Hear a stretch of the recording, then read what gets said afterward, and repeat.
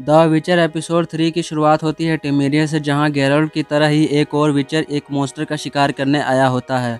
गैरोल्ड की तरह मतलब कि ये भी द स्कूल ऑफ वॉल्फ का हिस्सा होता है, इसलिए इसके गले में भी वॉल्फ का पेंडेंट होता है।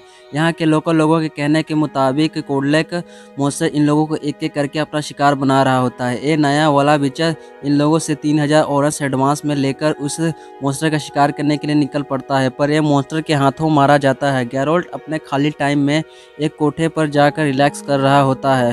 फिर तब इसे पता चलता है कि इसके बिरादरी का एक विचर टिमेरिया में बाउंटिंग करने गया है। गैरोल्ड के पास कोठे वाले को देने तक के पैसे नहीं होते हैं, इसलिए वो कोठे वाले मालिक के पास अपने घोड़े रोज को गिरवी रखकर टिमेरिया चला जाता है, ये सोचकर कि शायद वहाँ कोई काम मिल जाए। गैरोल्ड फिर टिमेरिया जाकर यहाँ के लोकल लोगों से उस मॉन्स्टर के बारे में पूछता है। ये लोग उसे बताते हैं कि कुछ सालों से एक कोडलेक नाम का एक मॉन्स्टर इनका शिकार कर रहा है। इनका राजा फोर्टेस इन चीज़ों को पूरी तरह से इग्नोर करके अपना महल छोड़कर एक नए महल में जाकर रह रहा है, इसलिए इन लोगों ने राजा के खिलाफ एक रिबेलियन ग्रुप बनाया होता है उससे बदला लेने के लिए। गैरोल्ड फिर बताता है कि मैं उस मॉन्स्टर के मारने में तुम्हारी मदद कर सकता हूँ। ये लोग बोलते हैं कि हमें विचस पर भरोसा नहीं है, पिछला वाला विचस हमारा पूरा पैसा लेकर बिना काम किए भाग गया। गैरोल्ड कहता है कि मैं ये काम सिर्फ 1000 ऑरस में करूँगा और पैसा भी काम पूरा होने के बाद लूँगा। इतने में वहाँ किंग फोर्टेस के दरबारी और सिपाही आ जाते हैं और गैरोल्ड को टिमेरिया छोड़ जाने का हुक्म देते हैं। गैरोल्ड टिमेरिया छोड़कर जा ही रहा होता है, तभी उसे रास्ते में उसकी मुलाकात होती है ट्रिस मैरीगोल्ड से, जो होती है किंग फोर्टेस के लिए काम करने वाली विच यानी जादूगरनी। ट्रिस फिर गैरोल्ड को एक सरप्राइजिंग ऑफर देता है। इसे उस मॉन्स्टर को मारना नहीं है बल्कि बचाना है और जिंदा पकड़ना है, ताकि ट्रिस उस मॉन्स्टर पर चढ़ा शराब उतार सके, इलाज कर सके। गैरोल्ड इधर समझ जाता है कि ये मॉन्स्टर किंग फोर्टेस के लिए कुछ ज़्यादा ही इम्पोर्टेंस रखता है, इसलिए इसे मारना नहीं चाहता है। ट्रिस फिर इसे अपने खुफिया अड्डे पर लेकर जाती है, जहां इसे बताती है कि मॉन्स्टर के हमलों की शुरुआत क्वीन एडा के मरने के बाद से शुरू हुई है और ये भी मॉन्स्टर पुराने किले में मौजूद क्वीन एडा के कब्र में रहता है।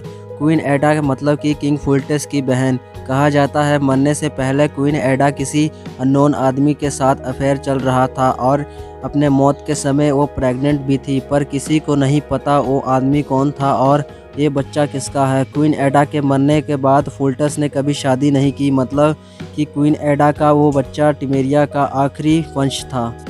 ट्रिस फिर गैरोल्ड को पिछले विचर्स की डेड बॉडी दिखाती है। गैरोल्ड अपने साथी विचर्स की डेड बॉडी की जांच करता है, तब इसे पता चलता है कि इसका दिल और जिगर दोनों गायब है, मतलब कि ये लोग जिस मॉन्स्टर को ढूंढ रहे हैं वो कोडलेक नहीं बल्कि स्ट्रीगा है। स्ट्रीगा प्रजाति के मॉन्स्टर नेचुरली अवेलेबल नहीं होते हैं, उन्हें सिर्फ और सिर्फ शराब के जरिए बनाया जाता है, पर यह शराब भी काफ़ी स्पेसिफिक है। ये शराब सिर्फ और सिर्फ मुर्दा गर्भवती औरत को ही दिया जाता है, जिसके पेट में मौजूद बच्चा एक मॉन्स्टर यानी कि स्ट्रीगा बन जाता है, जो सिर्फ इंसानों का दिल और जिगर खाता है। एक और इंटरेस्टिंग बात, स्ट्रीगा सिर्फ फीमेल होते हैं। गैरोल्ड इधर समझ जाता है कि आखिर क्यों किंग फोर्टेस इस मॉन्स्टर को बचाना चाहता है। ट्रिस फिर गैरोल्ड को सीधा किंग फोर्टेस के पास ले जाती है, जहां गैरोल्ड किंग को बोलता है कि देख, मुझे पता है कि एडा का वो सीक्रेट आशिक तू ही है और यह स्ट्रीगा तेरी और एडा की नाजायज़ औलाद है। अब ज़्यादा टाइम ना वेस्ट कर और मुझे बता कि वो आखिर कौन हो सकता है जिसने एडा पर यह श्राप डाला था, ताकि मैं उसे तोड़ सकूं। फोर्टेस फिर ये सब सुनकर गुस्से में आकर गैरोल्ड और ट्रिस को अपने नए महल से बाहर निकाल देता है और उसे टिमेरिया छोड़कर जाने का फुल और फाइनल ऑर्डर देता है। पर गैरोल्ड वापस जाने की बजाय ट्रिस के साथ फोर्टेस के पुराने किले में जाता है, जहाँ पर एडा की कब्र मौजूद है। गैरोल्ड और ट्रिस फिर उस पुराने किले में जाकर क्वीन एडा की रूम की छानबीन करने लगते हैं। यहाँ ट्रिस को क्वीन एडा के उसके माँ के लिखे हुए खत मिलते हैं, जिसमें बार बार बोल रही होती है तू अपने नाजायज़ बच्चे को गिरा दे, पर एडा हमेशा उसे मना करती रहती है। ये दोनों फिर ये लेटर को लेकर राजा के दरबारी के पास जाते हैं, जो सालों से फोर्टेस परिवार के लिए वफादार सेवक है। इन्हें पहले लगता है कि शायद फोर्टेस और एडा की माँ मतलब कि महारानी साहिबा ने ही अपनी बच्ची एडा को यह शराब दिया था, पर जैसे ही गैरोल्ड उस दरबारी के और करीब जाता है, उसे उसकी स्मेल कुछ जानी पहचानी लगती है। ये स्मेल गैरोल्ड को क्वीन एडा के कमरे में भी आ रही थी। विचर्स सूंघ कर भी अपने मुजरिम को पकड़ लेते हैं। गैरोल्ड को और थोड़ा इंट्रोगेट करने के बाद वो दरबारी फाइनल कबूल कर लेता है कि उसी ने क्वीन एडा को श्राप दिया था, क्योंकि वो क्वीन एडा से प्यार करता है। पर क्वीन एडा ने अपने भाई के साथ इश्क लड़ाकर खुद की और इसकी ज़िंदगी बर्बाद कर दी। गैरोल्ड फिर पूछता है कि तू मुझे बता कि इस श्राप को कैसे उतारना है। वो दरबारी ये बताने से इनकार कर देता है। गैरोल्ड फिर उसे उठाकर एडा के रूम में ले जाता है, वहाँ बांध देता है और इसे बताता है, अगर तूने समय रहते मुझे उस श्राप का हल नहीं बताया तो तेरा बनाया हुआ श्राप अब कुछ ही देर में आकर तेरा दिल और जिगर खा लेगी। वो दरबारी डर के मारे सब सच बोल देता है। वो श्राप को उतारने के लिए गैरोल्ड को स्ट्रीगा के सुबह होने तक एडा के कब्र से बाहर रखना होगा। सुबह होने के बाद मुर्गे के 3 बांग कंप्लीट होते ही स्ट्रीगा का वो श्राप उतर जाएगा और वो स्ट्रीगा एक लड़की में बदल जाएगी। गैरोल्ड फिर उस दरबारी का वहाँ ही छोड़कर स्ट्रीगा को ढूंढने चला जाता है। स्ट्रीगा पहले जाकर उस दरबारी को मारती है, फिर आकर गैरोल्ड की बैंड बजाती है। गैरोल्ड के सारे हथियार और टेक्निक स्ट्रीगा के सामने कमज़ोर पड़ते हैं।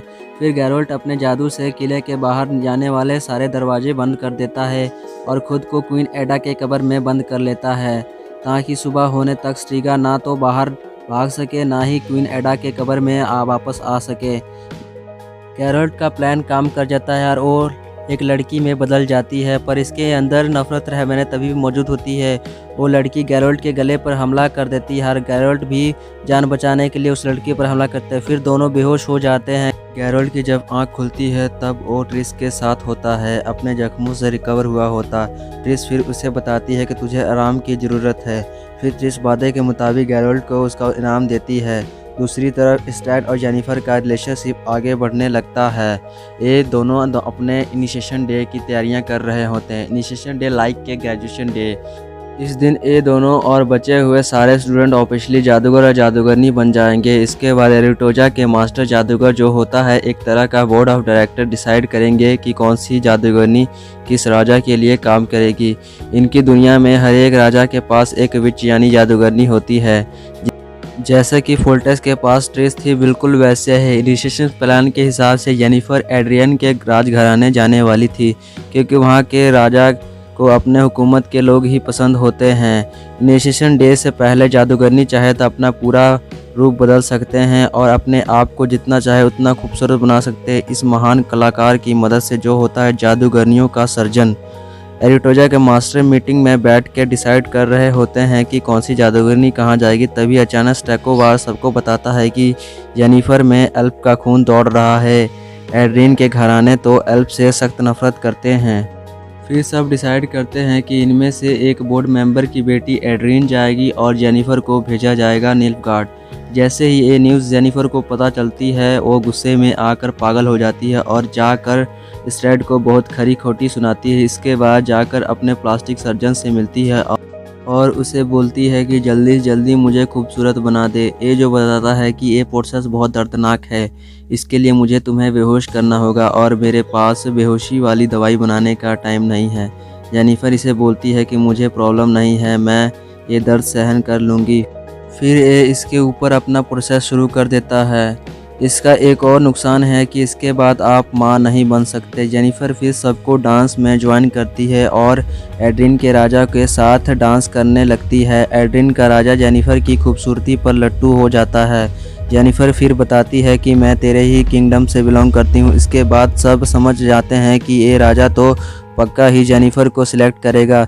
इसी पार्टी में हमारी मुलाकात होती है 2 शरारती बच्चों से, जिनके नाम होते हैं फुल्टस और एडा।